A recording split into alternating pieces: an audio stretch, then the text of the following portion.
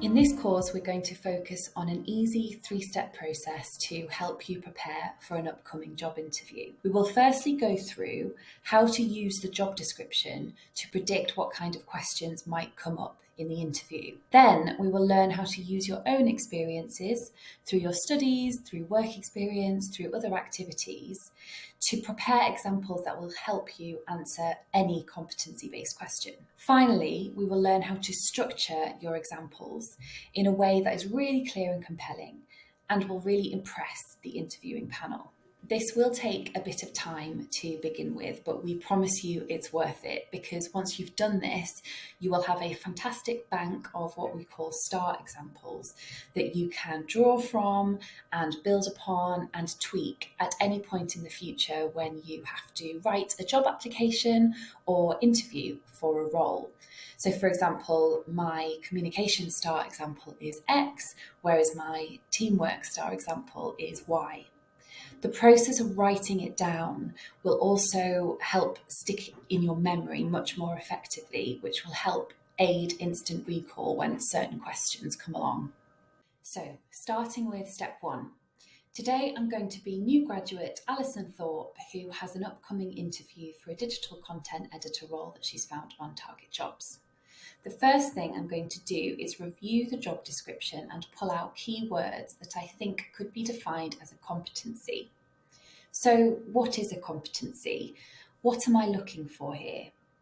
At interview, a competency is something that is used by employers to assess your ability to do the job. So, when we're looking through the job description, what we want to find are the skills that the employer has listed as being essential to do the job, such as collaboration in a team or adaptability.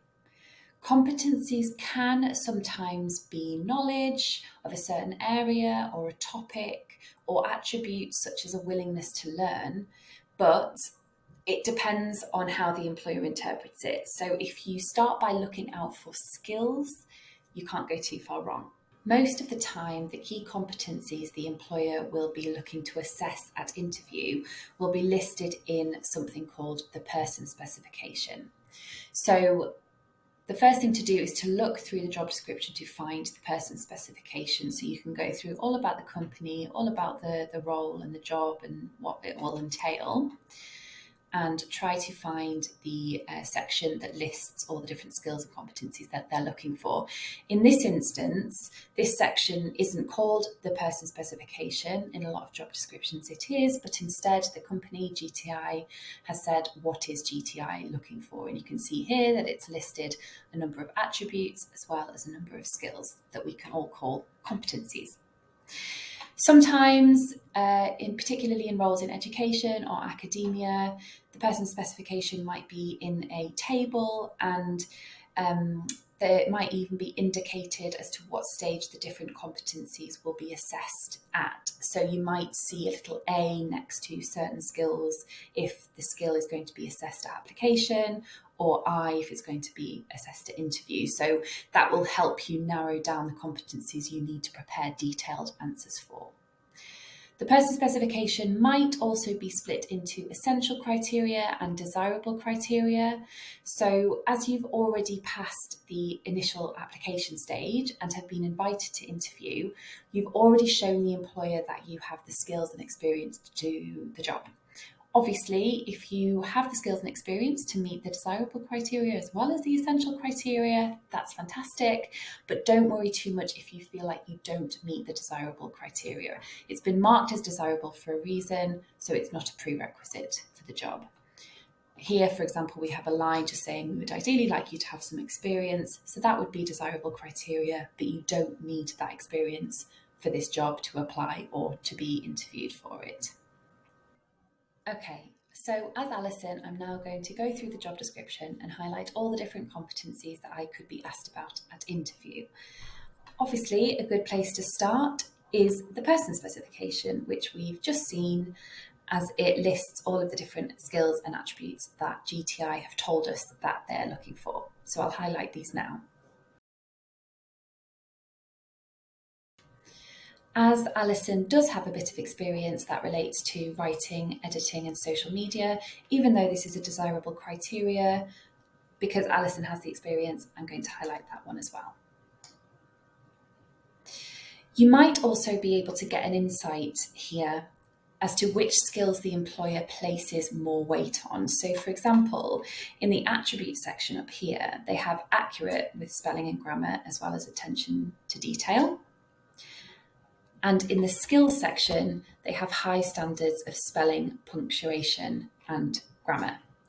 Obviously, these are skills that you would expect from a content editing role. So this is clearly a very important part of the job that the employer will be looking for you to demonstrate. So it's more likely that they will ask you for an example for when you have demonstrated, in this instance, excellent attention to detail and excellent written communication skills through spelling and punctuation, etc. So now I've done that part, I'm going to go right back up to the top and highlight the different competencies that I might pick out from the rest of the job description.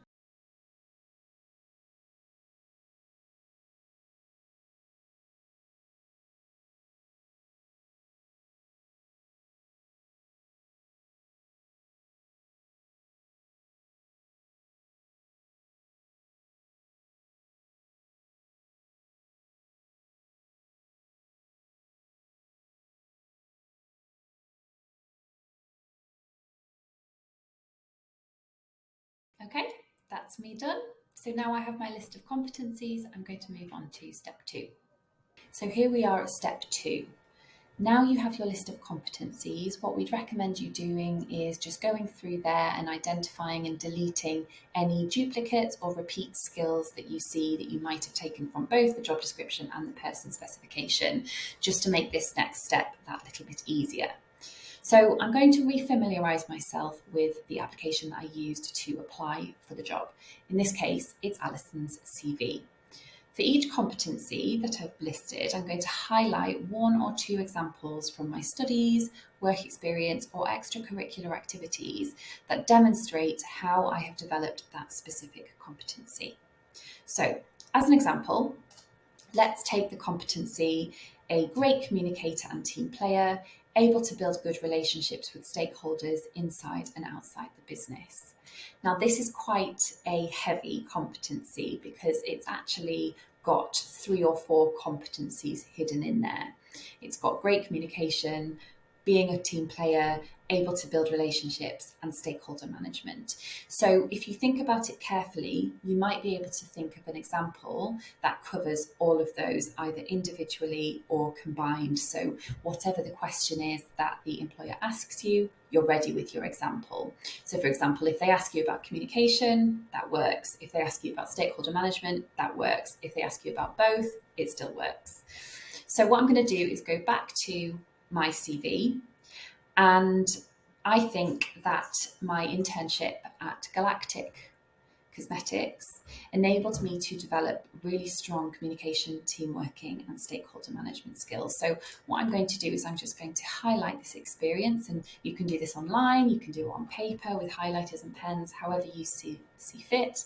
I'm going to highlight that example, and I'm just going to write a little note to myself to say, okay, this is the example that I'm using for communication, teamwork, stakeholder and relationship management skills. Okay, fantastic. All right, then I'm going to go back and I'm going to pick out another competency. So let's say organised and persistent. Again, I'm going to go back to my CV, and I think that my role as a secretary of Abingdon University History Society is a really good example to show how I managed my time and was organised whilst I was also studying and working in my job as a telesales assistant, which is up here, as I was doing those 2 roles at the same time. So again, I'm going to highlight this section and just write a little note to myself that this one is for organised and persistent.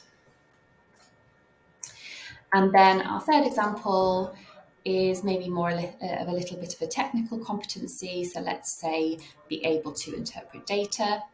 Again, I'm going to go back to my CV, and in this instance, I think that my data analysis work that I did for my dissertation as part of my modern history degree is a really good example that I will feel really confident talking about at interview. So again, I'm going to highlight an example and write data interpretation.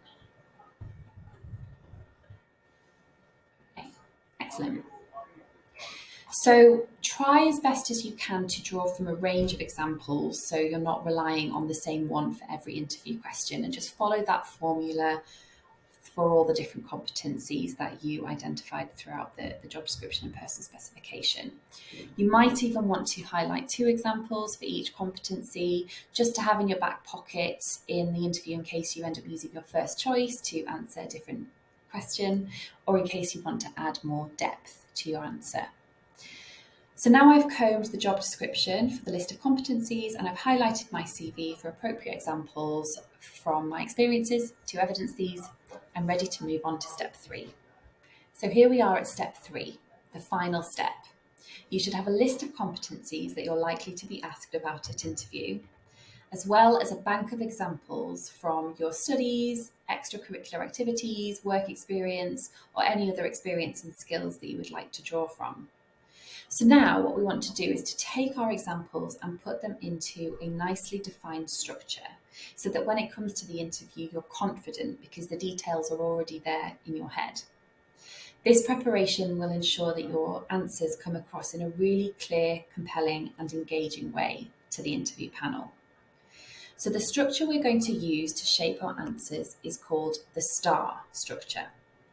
S stands for situation, T for task, A for action, R for result, and there's a bonus R for reflection. A competency question will normally be phrased as, please can you tell us about a time when you had to work in a team to solve a problem? Or can you give us an example of how you keep yourself organised? So with this in mind and using the STARR approach, I've taken 3 competencies which I think, as Alison, I could be asked to demonstrate at interview.